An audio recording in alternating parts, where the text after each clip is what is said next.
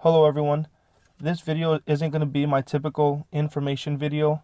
It's really going to be more of an announcement.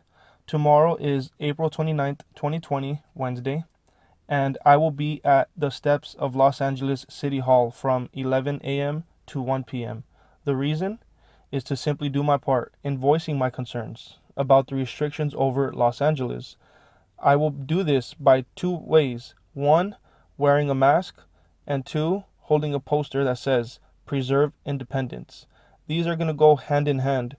Wearing a mask will make the statement that I'm willing to comply with certain guidelines and that I can do so without being coerced into doing it. The second statement is with the poster, Preserve Independence. And what that is going to do is serve as a reminder to our local leaders that the overall responsibility of safety lies not in the hands of the government, but in the hands of each individual. The government is one tool that we do use for that safety, but ultimately the responsibility of safety rests on each citizen. If we let the government become the arbiter of safety, we will permanently lose much of our independence. And that's really what I'm scared of. I know that personally, me and others, I know that we are not comfortable with some of these restrictions. In a way, we're giving them the benefit of the doubt, but if they keep this up, if they can do this and get away with it this easily, then we really are in danger of this. And just to put things in perspective, Mayor Garcetti, and I'm going to paraphrase, but Mayor Garcetti said something to the effect that 99% of the people are complying, but that we should hunt down the 1% that are not complying. Hunt down? Am I overreacting, or is this a proper reaction? Is this not enough of a reaction, what I'm about to do?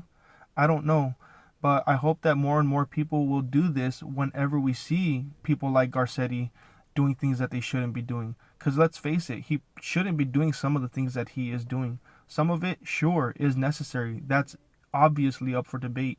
I'm not saying that. That's why I'm going to be wearing a mask, to show that I'm willing to comply with some of the guidelines. But hopefully I don't have to over elaborate this. I hope you all understand what I'm trying to say and what I'm trying to do. I want to make sure that I do my part by letting them know that they cannot overstep the boundaries, and they're using the excuse of safety to do it.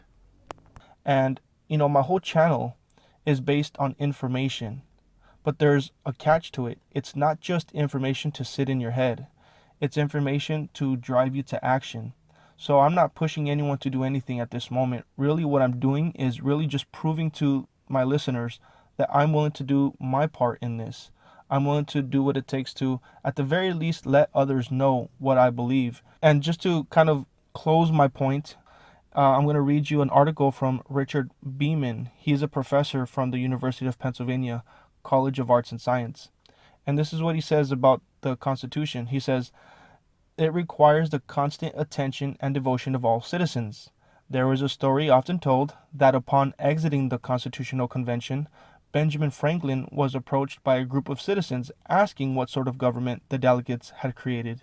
His answer was, 'A republic, if you can keep it.'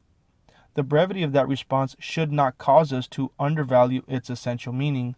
Democratic republics are not merely founded upon the consent of the people, they are absolutely dependent upon the active and informed involvement of the people for their continued good health." And so that's the end of the article, or at least the statement I'm going to make from the article. His name's Richard Beeman. Look it up. You can find the article, I'm sure. If not, I can send you a link. And I like the way he says they are absolutely dependent upon the active and informed involvement. That's what my channel is. I want it to be information that causes us to make better decisions in life.